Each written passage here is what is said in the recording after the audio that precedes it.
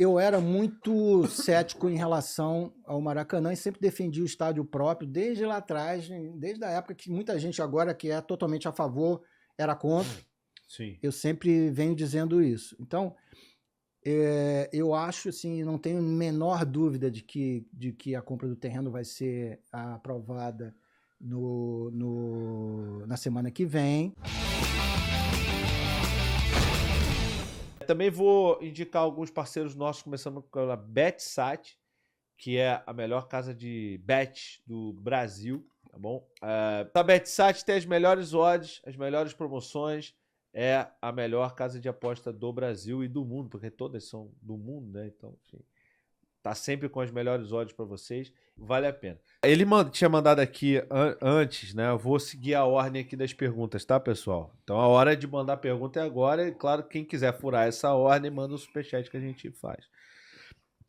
Ele mandou o seguinte: Ricardo, como você imagina que acontecerá a transição de projeto do estádio entre a gestão Landim e a gestão que for eleita? Caso seja o BAP, o que você enxerga como essencial para esse projeto?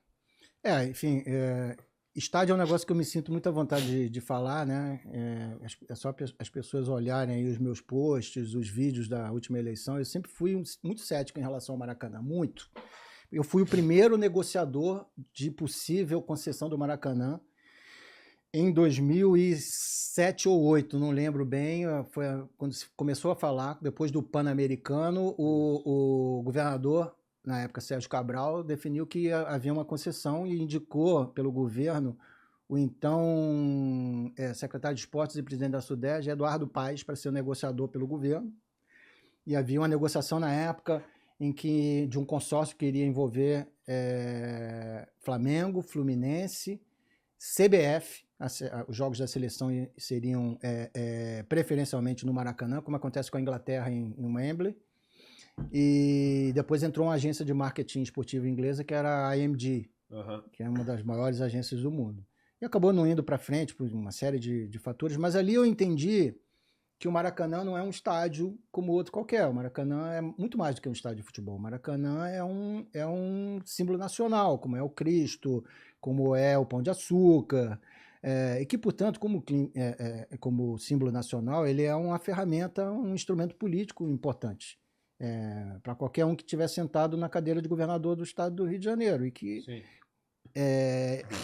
para valer, ele nunca vai ser concedido. Eu acho que as concessões do Maracanã nunca vão ser inteiramente...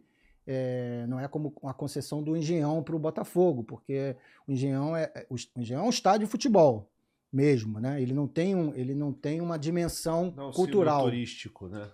Então eu era muito cético em relação ao Maracanã e sempre defendi o estádio próprio, desde lá atrás, desde a época que muita gente agora que é totalmente a favor era contra. Sim. Eu sempre venho dizendo isso. Então, eu acho, assim, não tenho a menor dúvida de que a compra do terreno vai ser aprovada na semana que vem. Eu acho que tem algumas informações que a diretoria precisa dar, mas eu tenho certeza absoluta que lá na hora eles vão apresentar as informações necessárias de viabilidade para proteger o clube. Enfim, não estou muito preocupado com isso, porque eu não consigo pensar que não vai ser apresentado. Tenho convicção que isso vai acontecer e a gente vai aprovar isso por ampla maioria. E a partir da compra do terreno, então, a gente vai ter um projeto de construção que precisa ser deliberado, a gente tem prazos para cumprir. E como a gente está nos últimos 6 meses dessa gestão, quem vai implementar isso de fato vai ser o próximo presidente eleito. Claro. Que não é o presidente Landim, porque ele não concorre a presidente, ele não pode ir para um terceiro mandato, né? Sim. Então, assim, hoje, pode ser que surja alguma outra chapa, acredito que não, mas hoje seria uma dessas 3 pessoas, ou é o Rodrigo Dunche, ou é o Maurício Gomes de Matos, ou é o BAP. Uma dessas 3 pessoas. Eu acho que, mais uma vez, eu acho que a pessoa ideal para fazer a implementação desse projeto é o BAP, porque a gente está falando de um projeto de 2 bilhões de reais. Implementar um projeto de estádio de 2 bi, ou com um tamanho de 2 bi, não é simples para ninguém, não é simples para o Real Madrid, não é simples para o Barcelona, que estão passando por processos como esse. é um projeto enorme, o maior da história do Flamengo, e ele precisa ser muito bem conduzido, porque se a gente acertar a mão, a gente muda de patamar definitivamente, em termos de processo de oportunidade de geração de receita, de alavancagem do match day, etc.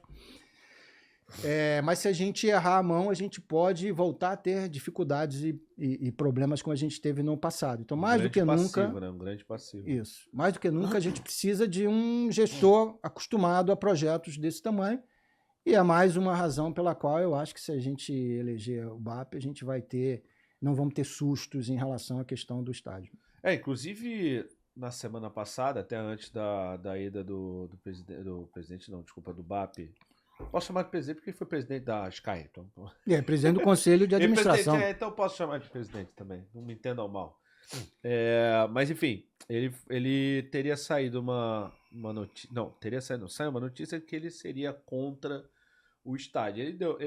Primeiro ele divulgou uma nota oficial, né? Que sempre vai ter crítica de todos os lados para qualquer coisa que ele falasse, né?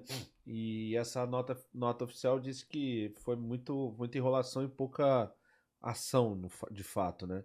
E depois ele falou que ele não é contra, ele só tem essa preocupação realmente, tudo mais. Ele chegou a... não sei se foi na notícia ou se na nota, mas chegaram a dizer que ele acha que o estádio não deveria sair tão rápido, deveria ser mais estudado, porque tem 20 anos de concessão com o Maracanã, enfim. Como você está dentro da chapa, claro que você não é o BAP, mas você está dentro da chapa, imagino que vocês tenham conversado sobre isso.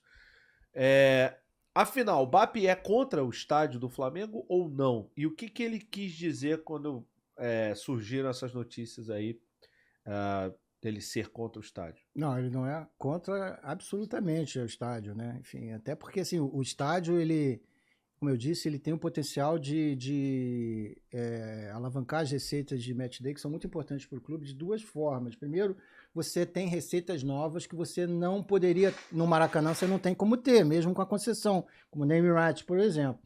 E segundo, Maracanã é um estádio de gestão muito cara. Por quê? Porque foi um estádio que foi desenhado para a Copa do Mundo, e incrivelmente apenas para a Copa do Mundo. O problema que você tem, por exemplo, com a torcida visitante, de você não ter uma setorização que permita, né, separar a torcida. Por que você tem esse problema, Cota? Porque o estádio foi padrão FIFA. Padrão para uma Copa do Mundo. Na Copa do Mundo você não separa a torcida.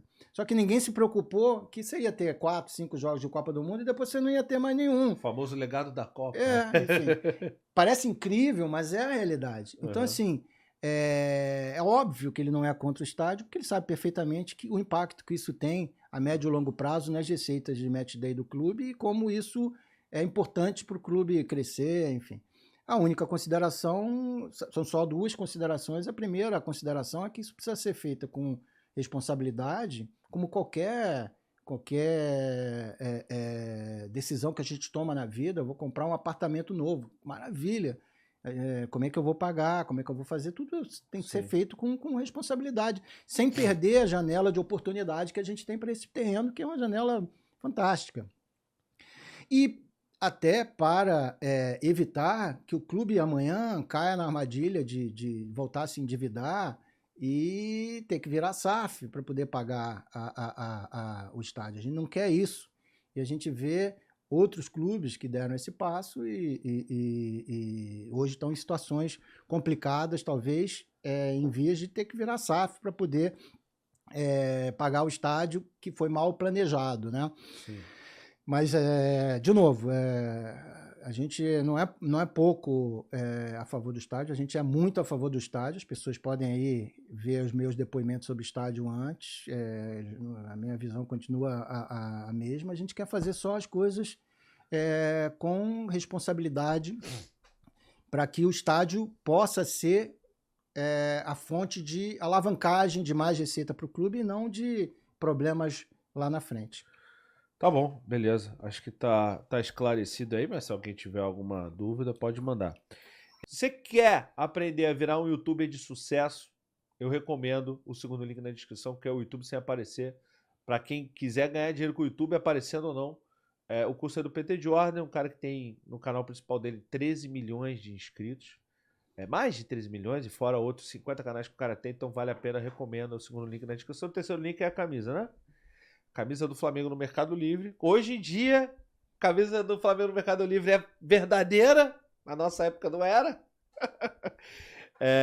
Então vale a pena. É a loja da Adidas dentro do Mercado Livre. E a camisa oficial do Flamengo tá mais barata que a pirata, pô. Tá a R$ 155, se eu não me engano, né? Confiram os preços antes, porque isso muda às vezes, a promoção é por tempo limitado. E também, se você não quiser comprar a camisa do Flamengo, pode comprar qualquer outra coisa no Mercado Livre. É só clicar nesse link aí que você dá uma força pra gente, tá bom?